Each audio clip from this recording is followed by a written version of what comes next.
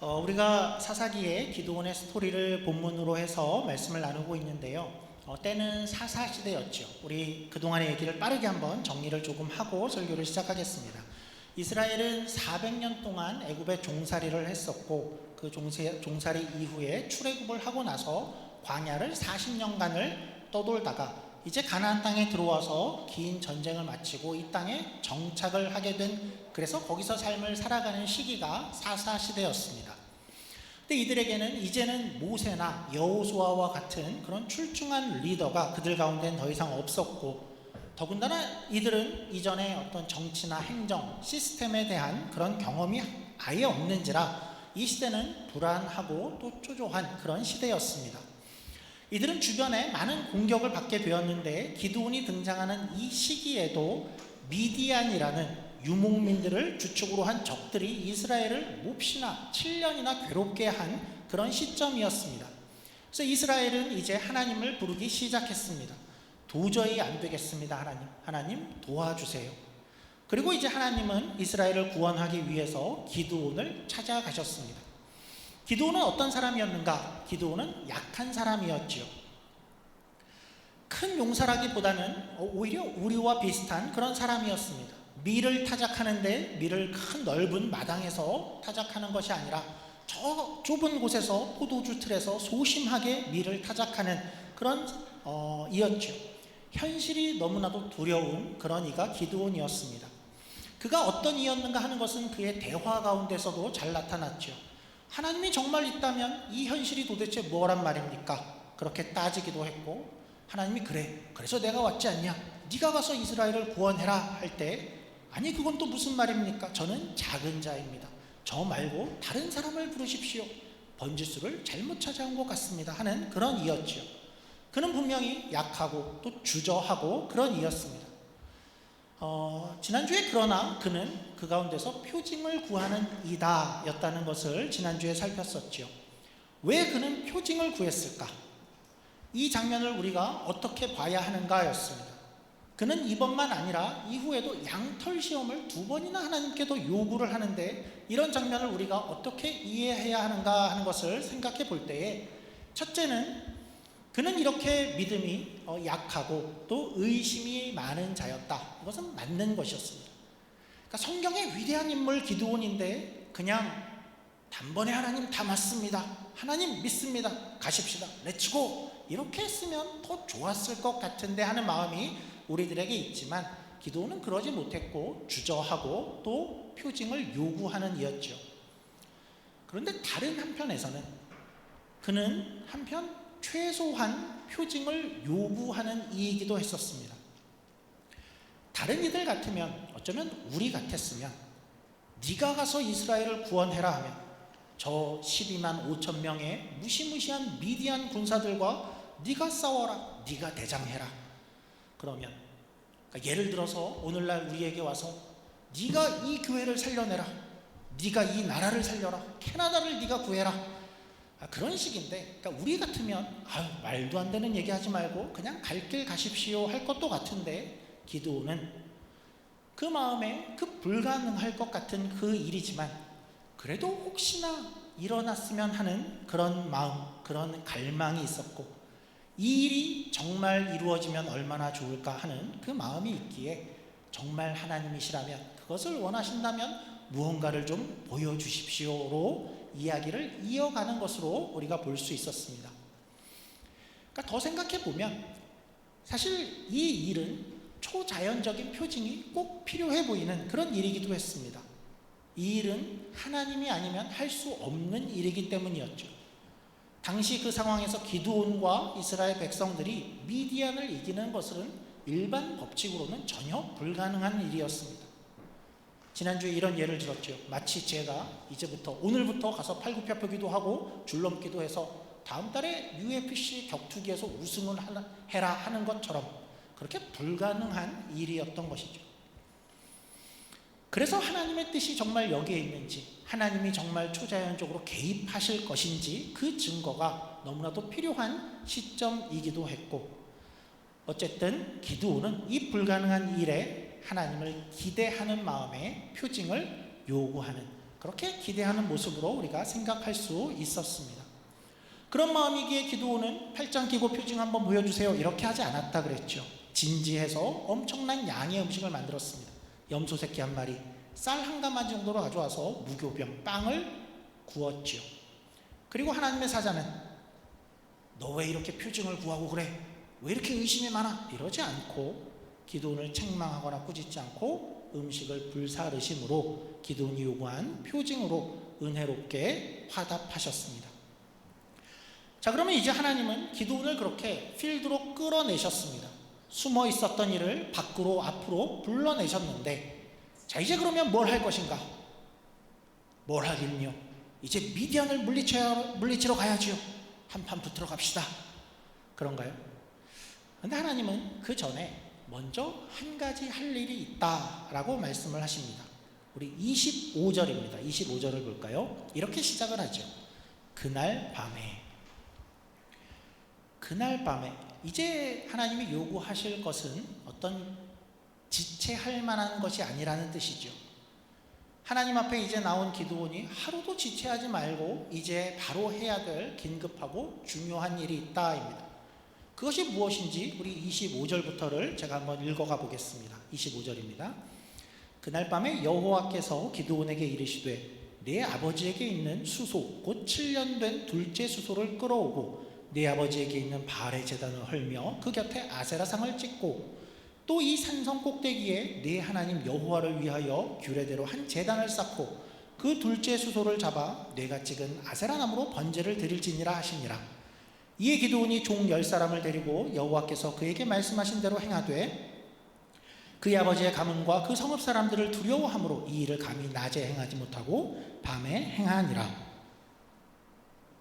일단 그날 밤에 지체하지 말고 해야 되는 일은 뭐라고 하냐 하면 바알의 제단과 그 곁에 아세라 상을 찍고 소를 잡아서 하나님께 번제, 제사를 드려라 였습니다. 여기 내용에는 우리가 좀 주목해 볼 만한 좀 흥미로운 부분들이 있죠. 우선 이 바알과 아세라의 제단이 어디 있나 보니까 기드온의 아버지의 집에 있습니다. 일단 아버지가 어떤 면에서든지 간에 우상과 깊이 관련이 있어 보입니다. 또 규모 면에서는 일단 그 제단이 가정에 있다라고 하니까 개인의 집에 있는 어떤 작은 제단이 먼저 이렇게 머릿속에 떠오르게 됩니다. 요즘도 어떤 집에 가보면 이런 집 안에 작은 제단들이 있는 집을 종종 볼 수 있습니다. 예전에 제가 한국에 있을 때에 아는 친구 집에 놀러 갔는데 아버지가 남녀 호랭 괴구를 믿는 분이었는데 집안에 그런 제단이 있는 것을 보고 깜짝 놀란 적이 있었고, 또 캐나다에서도 좀 인도 계통분의 집이었는데 거기도 집안 한 곳에 제단을 만들어 놓은 그런 것을 본 적이 있었습니다. 기도하는 곳이다 라고 하던데, 우리도 제단하면 가정에 있는 그런 제단이 먼저 떠오를 수도 있는데, 그런데 다시 이어서 보니까 이 제단은 그런 이렇게 한쪽에 숨겨져 있는 가정에 있는 작은 제단이 아니어 보이죠. 어떻게 아냐 하면 기드온은 이 바알과 아세라를 회파하러 가는데, 우리 27절을 눈으로 좀 보시면 27절은 종 10사람을 데리고 갔다라고 하죠. 그러니까 혼자서는 이것이 불가능한 것이었고, 그러니까 10명, 11명은 있어야 될 만큼 그 제단이 컸던 것 같습니다. 그리고 아세라 목상을 찍어서 그 나무로 이제 소 한 마리를 번제를 태워 드릴 만큼의 땔감이 나와야 되니까 아세라 목상도 생각보다 굉장히 컸을 것 같죠. 개인의 것인데 이렇게 큰가 싶은데, 사실 이것은 이제 드러나기를 개인의 것이라기보다는 마을 전체가 함께 공동으로 소유한 그런 제단이었음이 이렇게 드러나게 됩니다. 기드온이 이것을 회파하자 30절 보죠. 30절입니다. 성읍 사람들이 요아스에게 이르되 내 아들을 끌어내라. 그는 당연히 죽을지니 이는 바알의 제단을 파괴하고 그 곁에 아세라를 찍었음이니라 하니. 그러니까 다음날 성읍이 난리가 난 것이죠. 성읍 사람들이 기드온 집에 몰려왔죠. 기드온을 잡아내라, 기드온을 죽일 것이다 라고 하죠. 그러니까 이 제단은 이제 성읍 전체가 공동으로 사용하던 바알과 아세라의 제단이었고, 그러니까 잘 보일 만한 그런 거대한 규모가 되기에 밤새 무너진 것을 온 동네가 바로 대번에 알아채고 다음날 아침에 몰려올 정도로 그런 규모가 되었던 것 같죠. 기드온은 이 일을 행했다라고 합니다. 감히 이 일을 행했습니다. 꽤 용감해진 것 같습니다.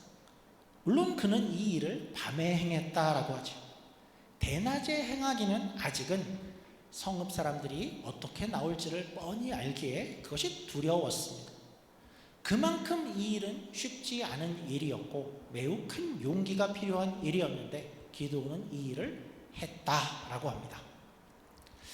자, 그러면 하나님은 왜 이런 명령을 했을까? 하나님은 이제 표징을 보여주고 그 소심한 기드온을 끌어내고 불러내고 나서 그날 밤에 하루도 지체 없이 이 첫 명령을 내렸는데 이 명령의 의미는 무엇일까요?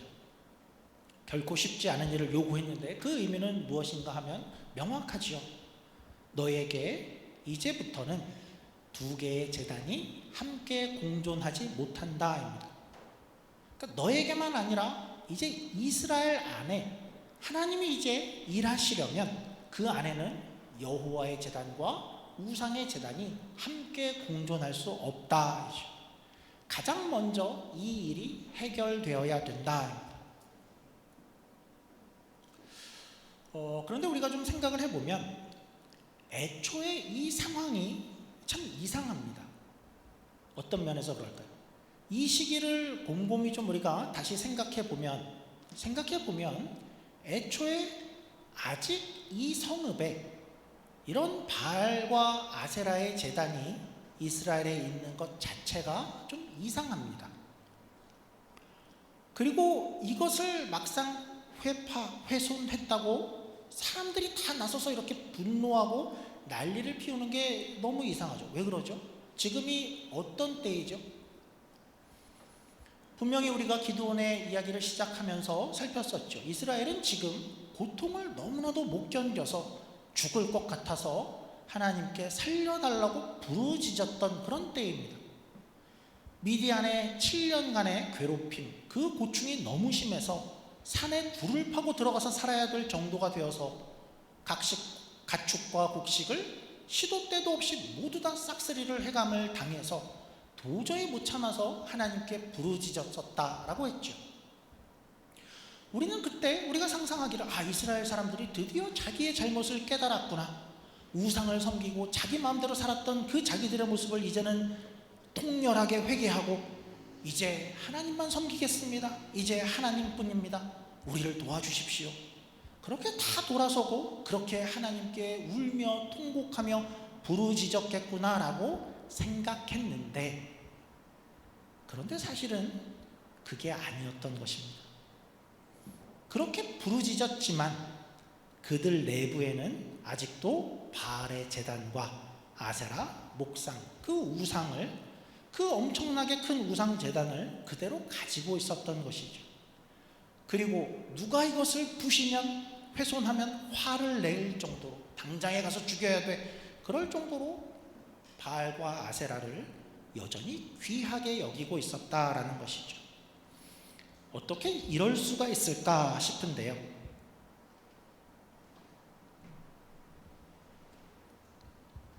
우리가 조금 더 근본적인 질문으로 한 번 더 돌아가 보죠.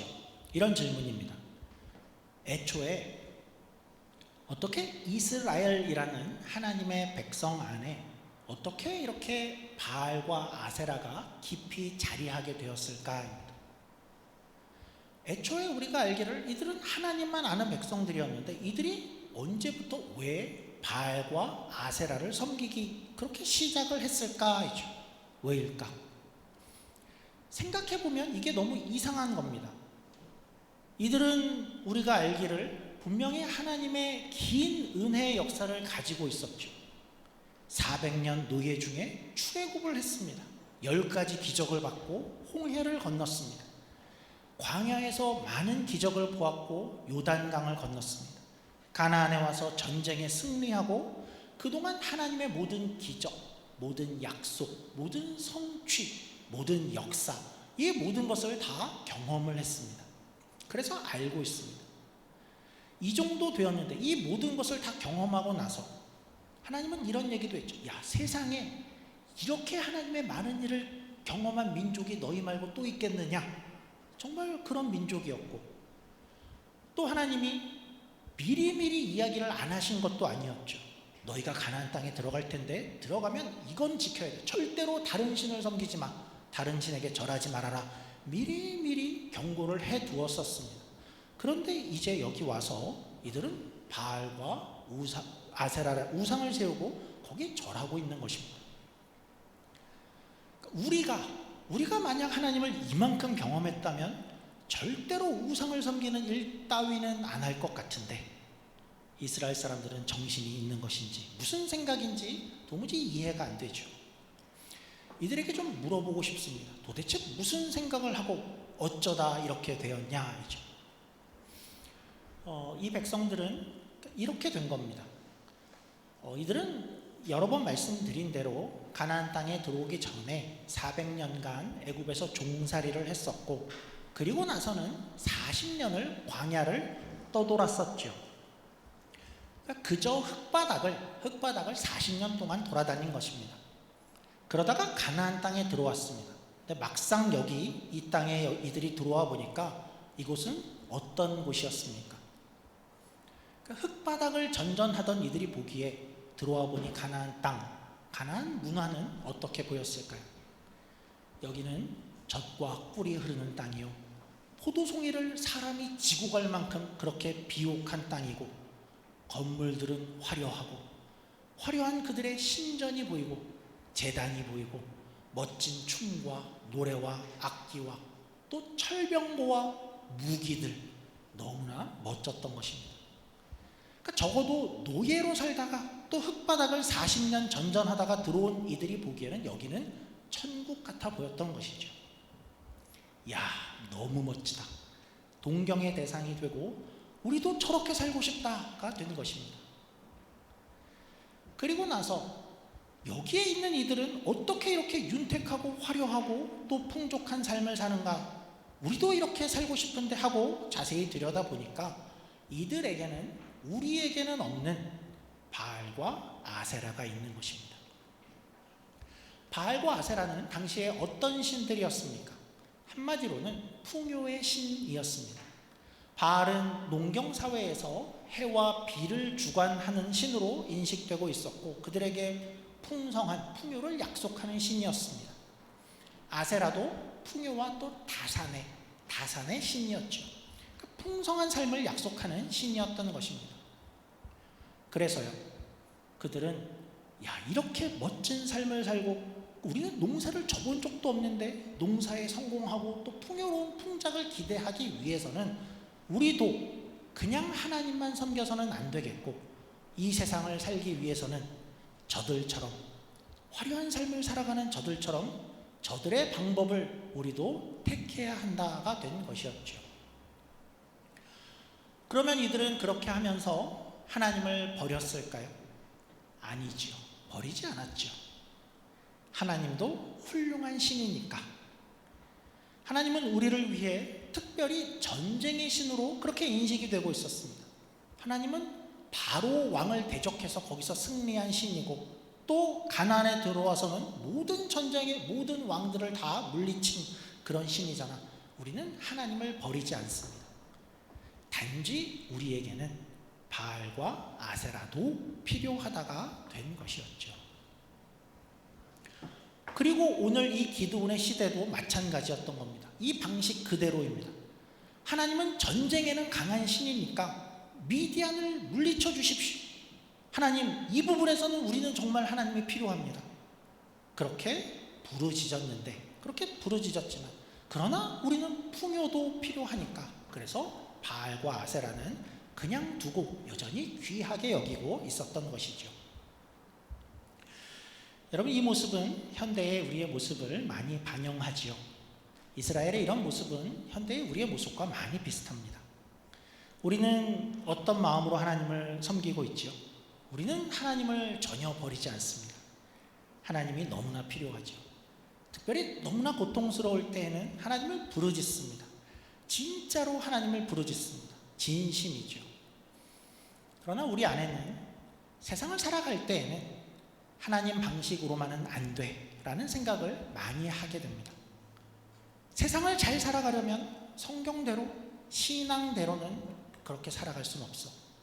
세상의 방식들을 우리가 따라야 되고, 세상이 하는 대로 우리도 그렇게 해야만 우리도 풍요롭고 잘 살 수 있어.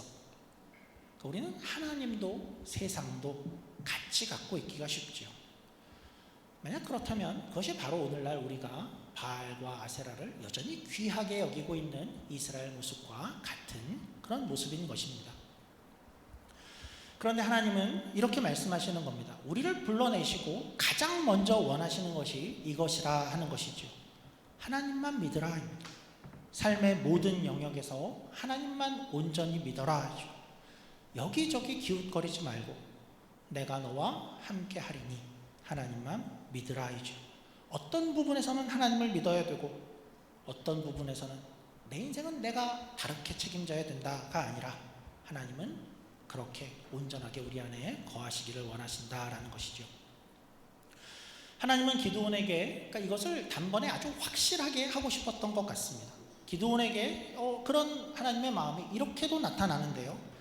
기드온에게 우상의 제단을 허물라와 함께 한 가지의 행동을 더 요구했습니다. 다시 돌아보면 좀 독특한 문구 같은데요. 하나님은 바알을 회파해라, 제단을 쌓고 제물을 번제로 드리라 하면서 양 한 마리 가져와서 드려, 소 한 마리 가져와서 드려, 그렇게 하지 않고 그 번제물을 콕 집어서 이야기를 하셨죠. 우리 25절, 26절 눈으로 한번 보죠. 이렇게 되어 있습니다. 아버지에게 있는 그 7살 7년 된 둘째 수소, 다시 한번 26절에도 그 둘째 수소를 드려라 합니다. 콕 집어서 그 둘째 수소입니다. 왜 그랬을까요? 여기는 어떤 의미가 있을 것일까? 일단은 이 7년 된 7살 둘째 수소는 거기서 아주 유명한 소였을 것 같습니다. 그건 분명하죠. 기드온에게 와서 그 둘째 수소를 드려라 했을 때 기드온은 그게 뭡니까 하지 않고 대번에 알아듣습니다. 그 소요? 그렇게 되었죠. 사실 이 소에 대해서는 여러 가지 의견들이 있는데 이 중에서 좀 공통적이고 핵심적인 내용만 제가 좀 정리해 보니까 이런 의미는 분명해 보입니다. 일단 당시의 배경을 보면 당시에 좋은 수소들은 특별 관리를 받았다라고 합니다. 왜냐하면 번식을 위해서이죠. 다른 수소들은, 약한 수소들은 다른 용도로도 쉽게 도살당하곤 했지만 종이 좋은, 유전자가 좋은 이 탁월한 수소는 번식을 위해서 보호를 한다라는 것이죠. 그래서 번식을 위해서는 가정 단위가 아니라 이제 마을 단위로 그 소를 이렇게 관리하는 그런 좋은 소들이 있었는데, 여기 이제 지금 여기 기드온의 아버지 집에는 둘째 수소, 그러니까 아마도 동네에서 둘째로 좋은 이 수소가 여기 있었던 것 같습니다. 왜 둘째 수소가 여기 있었을까? 우연하게 동네에서 가장 귀한 종이 좋은 수소가 마침 기드온의 집에 있었을 수도 있습니다. 그리고 아니면 어쩌면 동네에서 가장 좋은 첫째 수소는 번식을 위해서 남겨놓고 이제 둘째 수소를, 이 둘째 수소도 너무나 귀한 수소인데 이 수소를 바알의 제단이 있는 기드온의 집에 가져온 것은 아마도 바알에게 이 귀한 것을 제사로 드리자라는 제물로 드리기로 해서 여기 있었지 않았을까도 싶습니다. 또 이 둘째 수소가 7살이라는 것도 분명히 의미가 있어 보이죠. 굳이 7살이어야 되고 7살을 언급한 것은 7이라는 의미가 기드온의 이야기에서 이런 의미가 있었죠. 7년간 미디안의 괴롭힘의 시간이었죠. 그것을 끝낸다는 의미도 이 나이에 있었을 것 같습니다. 어쨌든 이 소가 의미하는 것은 기드온의 집에서는 가장 귀한 소고 아마도 동네로 봐서도 아마 바칠 수 있는 가장 귀한 소, 그렇게 볼 수 있을 것 같죠. 어쩌면 바알에게 헌신의 의미로 드려질 뻔한 그런 소고, 핵심은 누구나가 다 아는, 단번에 둘째 수소하면 뭔지 다 아는, 또 모두가 귀하게 여기는 성읍의 유명한 그 둘째 수소였고, 그런데 그 소를 기드온이 오늘 잡은 것이죠. 그래서 동네 사람들은 더 분노했을 것입니다. 바알에게 우리가 바치려고 했던 그 소를, 우리의 풍요를 약속할 그 둘째 수소를, 아니면 우리 동네에서 가장 둘째로 좋은, 너무나도 좋은 이 소를, 어쨌든 이 귀한 소를 바치다니가 된 것이죠. 그러니까 다시 한번 정리해보죠. 하나님의 명령은 무엇이었는가 하는 것을 다시 한번 기술하자면, 하나님의 미션은 이런 것이었습니다. 기드온아, 내가 너를 이제 불러냈다. 너를 불렀으니 이제 너희 안에서 우상을 제해라. 그리고 하나님의 제단을 쌓고, 그리고 너에게 가장 귀한 것을 하나님께 드려라 하는 것이죠. 오늘 우리가 우리의 삶을 좀 정돈해 보면 좋겠습니다. 하나님께서 우리를 부르시고 우리에게도 원하시는 모습이 이런 모습이다라는 것을 기억하면 좋을 것 같습니다. 우선은 하나님을 필요한 부분에서만 부르는 그런 하나님으로 여기지 말아라.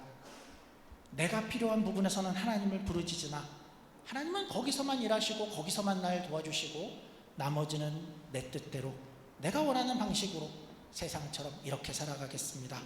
거기에 바알과 아세라를 그냥 두지 말아라입니다. 그리고 그러면 온 삶에 하나님을 가장 귀하게 여기겠습니다는 어떻게 드러날까? 우리의 가장 귀한 것을 하나님께 드리는 것으로 나타난다 하겠죠. 우리가 가진 자원들, 내가 가진 우리의 시간들, 우리의 열심들, 내가 가진 재능들, 달란트들 어떻게 쓸 것인가? 내가 가진 재물들, 내 마음들, 내가 고민하는 그 생각의 노력들, 이것이 하나님은 하나님을 향하기를 원하신다라는 것이죠. 신약식으로는 예수님은 이런 말씀을 하시죠. 마태복음 말씀인데요, 제가 읽어드리겠습니다. 예수께서 가라사대 내 마음을 다하고 목숨을 다하고 뜻을 다하여 주 너의 하나님을 사랑하라 하셨으니 이것이 크고 첫째 되는 계명이요. 바라기는 하나님이 우리를 이렇게 불러내셨는데 우리의 마음이, 우리의 온 마음이 하나님으로 가득할 수 있으면 좋을 것 같습니다. 어떤 한 부분은 하나님 없이 살아가고 어떤 부분만 하나님께 나오는 것이 아니고, 내가 고통스러운 부분만 하나님 일하십시오, 다른 부분은 내 마음대로 살아가겠습니다가 아니라 온 삶을 하나님께서 다스려 주시고 하나님 한 분으로 우리의 삶은 충분합니다. 그래서 나의 모든 가진 귀한 것으로 하나님께 즐거이 드리며 하나님께 사용받기를 원합니다. 그렇게 고백하시는 저와 여러분이 되기를 주님의 이름으로 축원합니다. 기도하겠습니다. 하나님 감사합니다. 오늘 말씀을 통해서 하나님께서 기드온을 그렇게 불러내시고 표징을 보여주시면서 가까이 불러내시고 나서 첫 번째 미션으로, 첫 번째 명령으로 무엇을 주었는가 하는 것을 살펴보았습니다. 우리에게도 동일한 것을 원하실 줄 압니다. 우리 안에 우리 생각으로, 우리의 욕심으로, 또 우리의 뜻대로 살아가는 그러한 부분들이 있다면 바알과 아세라처럼 세상의 방식을 수용해서 하나님과는 다른 그러한 방식으로 살아가려는 우리의 삶의 영역이 있다면 그 부분을 모두 다 파괴하게 하시고 우리의 온 삶을 다스리는 분이 하나님이심을 기억할 수 있는 우리 모두가 되어지게 하시고, 또한 기드온이 그 둘째 수소를 하나님께 드렸듯이 우리에게는 가장 귀한 것을 하나님께 드릴 수 있는, 즐거이 기꺼이 드리는 그러한 우리 모든 삶이 될 수 있도록 하나님 함께하여 주시옵소서. 감사하며 예수님 이름으로 기도드립니다. 아멘.